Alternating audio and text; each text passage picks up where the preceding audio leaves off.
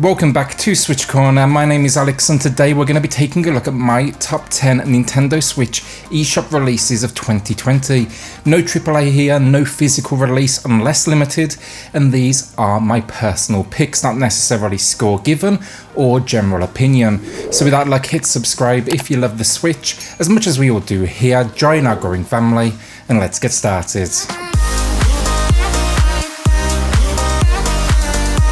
So kicking us off at number 10, a short hike. Going in, honestly, I wasn't sold. I saw it at the Indie Direct, and the idea of simply exploring an island with a super aggressive, like 3D pixelated style, I don't know, it just wasn't personally doing it for me. While I will tell you now, I couldn't have been more wrong. It finds the special in the simplistic and like embraces the almost low stakes setting to great effect. The world, it just has a ton of charm, whether it's, you know, the hidden little secrets or the fantastic cast of characters that you will meet along this journey. The idea of the game, you're ascending a mountain while overcoming some personal challenge and kind of fear as well, but I won't spoil that for you. The gameplay though, explore, find feathers, these feathers then allow you to climb higher and basically get closer to your goal. What makes this one truly special though, it's the freedom, whether that's the path you take, the folks you interact with, the secrets you uncover, or the incredible moments where you just take flight. It's just so freeing. It can be wrapped up in a couple of hours, but it will stick with you, and no doubt you will find a reason for a second playthrough. So Ruiner now, and this might surprise many to see it appearing in a top 10 list, but this is one I've loved for a number of years since I checked it out on the PlayStation 4, and it did not disappoint there, and it doesn't disappoint on the Nintendo Switch.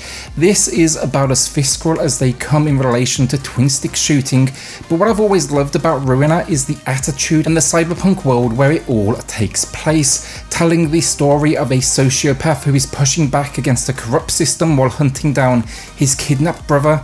It's not smart, but it's from Devolver, and it's about as Devolver as they come, with a ton of weapons to leverage, special augmentations, and then this incredible soundtrack that is mostly composed of pieces from Samilska and Sidewalks and Skeletons. It's not gonna honestly be winning any awards, this one, that's for sure, but it's absolutely dedicated to that sense of you against the world and overwhelming odds, and sometimes, honestly, that is all you need. Paradise Killer is by far one of the strangest games on today's list and one of the strangest experiences I've had in 2020. Incredibly stylish, so the visuals that I thought looked almost cheap in the trailer actually work and almost become a character, embodying the weird for us to freely explore. The story, it's out there, so stick with me here. We find ourselves on a planet called Perfect 24, a paradise world that regenerates every few millennia. Here the people, they worship gods, which eventually leads to them resurrecting their fallen deities, but this does come at a cost. It summons interest from demons. To combat this, a council creates an alternative reality every few millennia, and they basically planet hop, moving the entire population. The game, it takes place on the eve of this next move to Perfect 25. This move though doesn't go as smoothly as they hope though. The council are murdered, and now you must solve this mystery as Lady Love dies. Now if I've lost you, do not worry, the game handles the story fantastically, and it's about as adult as they come on the Switch. But what you can expect is basically a first-person adventure mystery where you must find clues before then making your accusations. Well worth a look, this one, for mystery fans out there.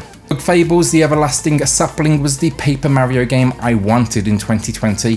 While Origami King didn't quite deliver what I expected, Bug Fables was there to kind of pick up the pieces. This isn't though just like some cheap like copycat tribute. This can absolutely stand next to the greats. It's an RPG, it follows three heroes. They're on a quest through like Bulgaria in search of treasure and immortality, but then it's also going to be throwing in some platforming moments as well.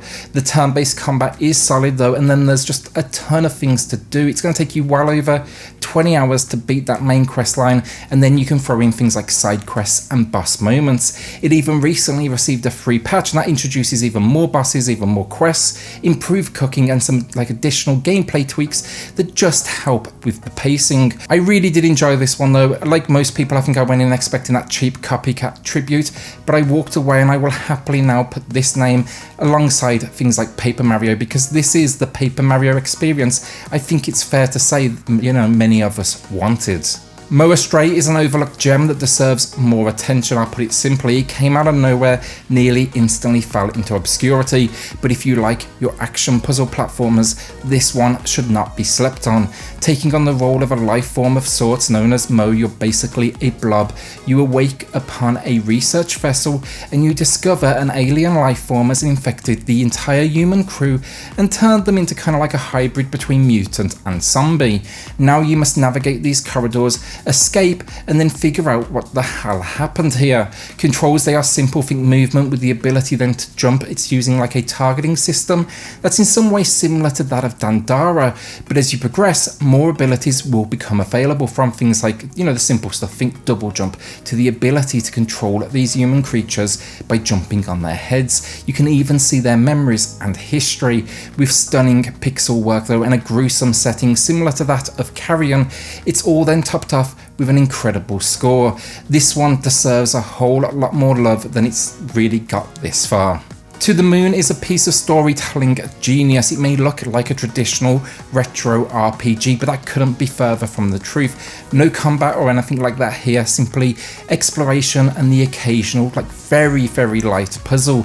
The idea, Dr. Rosaline and Dr. Watts, they have a very unusual job.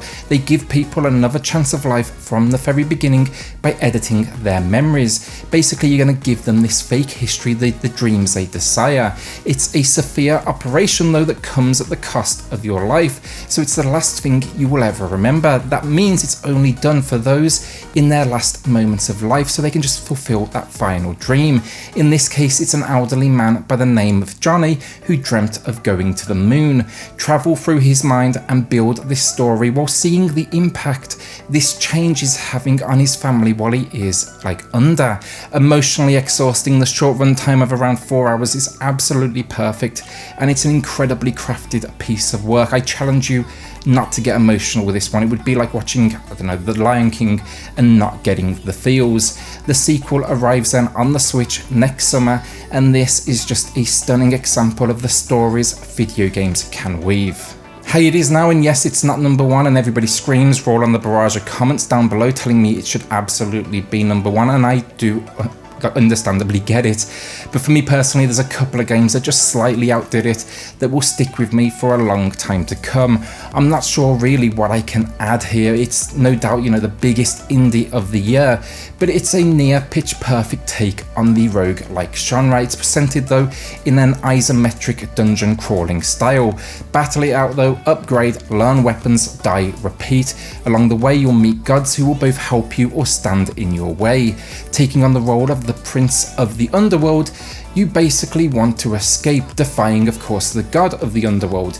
Visually, like, it's stunning. The story, it is really good. It's elevated by some just top quality voice acting, and outside of probably the occasional frame rate issue, there is no question it's one of the best games of the year, and it is great to see now Supergiant Games getting the recognition and kind of like the commercial success that they absolutely deserve after a masterful back catalogue of games like Bastion and Transistor. Kentucky Route Zero now, and the internet just exploded because I put it above Hades, but I adored this game. This is essentially a point and click adventure with elements of free exploration from the masters of publishing the creative, shall we say, Annapurna Interactive. They are one of my favourite publishers of the current generation. I'm not sure what it is, but they seem to publish games that are just pieces of art, honestly. There's nothing quite like their catalogue of releases. This one, it's all about story, and there's a whole lot of text to kind of reinforce that point, but it's got a good grasp of the mystical and the unknown, and it's just so well balanced in its delivery across the board, from the story to the minimalistic visual style to the ominous soundtrack that always kind of has that sense of otherworldly, but even almost like hints of optimistic. Taking on the role of a delivery driver though with your dog, you're making a delivery. That's really all there is to it, but it's the cast you meet who join you for the ride that make it so special, from the young woman who fixes obsolete TVs surrounded by ghosts, the child and his giant eagle, the robot musicians, the invisible power company, Thought-provoking and at times challenging to unweave its tale. It's a simplistic game that sets out to simply tell a story, but to me, this is kind of what would happen if you told David Lynch to go make a video game, and that is some seriously high praise. So before we do hit that number 1 spot, I want to do a few honourable mentions, because this was about as challenging as they come to decide. But first off, Shantae and the Seven Sirens, fantastic Metroidvania that didn't quite reach the levels of past entries for me, but it's still better than most, honestly, and amazing still. Crosscode, a sci-fi action RPG with a very unique story to tell. Lonely Mountains Downhill, a downhill bike sim that was about as addictive and challenging as they come. Thronebreaker, a tale set within the Witcher universe that just had a stunning hand-drawn style alongside exploration and then card deck battles. Ys Origins, a remake of the classic action RPG that's for sure showing its age, but still a hell of a ride. And then finally, I'd say probably The Long Dark. Visually, it struggles at points, but very few games on the Switch can compete with its brand of survival. So with that, in at number 1, Ori and the Will of the Wisps, an outright masterpiece of the Metroidvania genre, the only 10 out of 10 I've ever given on the channel, and I'm now close to 250 reviews at this point, so I couldn't think of a game more deserving of this spot in 2020. Yes, it did get a physical release in the last few weeks, but long after release, let's face it, and it's also I Am 8-Bit, who I would consider to be more of a limited publisher. If you haven't played the first entry, I will say start there, but this one takes what the first one did and just builds upon it in nearly every way. The story, though, it picks up pretty much where the first game ended. You once again take control of guardian spirit Ori. Here, Kuro's last egg has hatched, giving birth to a baby owl, who Ori and Co will raise, and they named Ku. With issues flying, Ori is able to help, but mid-flight they hit a storm. Separated following that incident, you must now set back and get Ku back. Stunning to look at, the soundtrack is another level, the story most will get emotional because it tugs at them heartstrings, and then the platforming about as precision perfect and fluid as they come as you kind of leap and bound your way through this world, gradually inheriting new abilities along the way. Throw in then just a ton of creative boss moments and even some speedrun challenges, and this is about as feature rich as they come.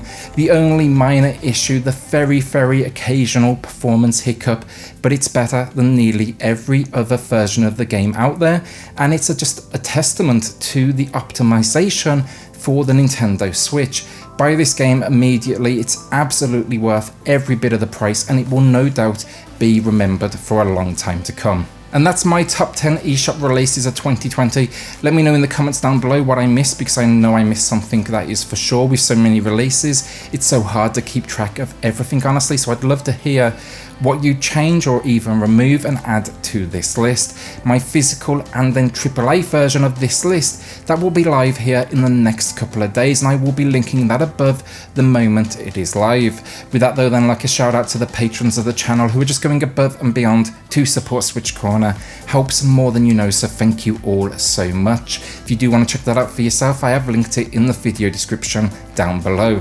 Then hit subscribe if you love the Switch as much as we all do here. Join our growing family, and I'll see you all on the next video. Thanks everyone.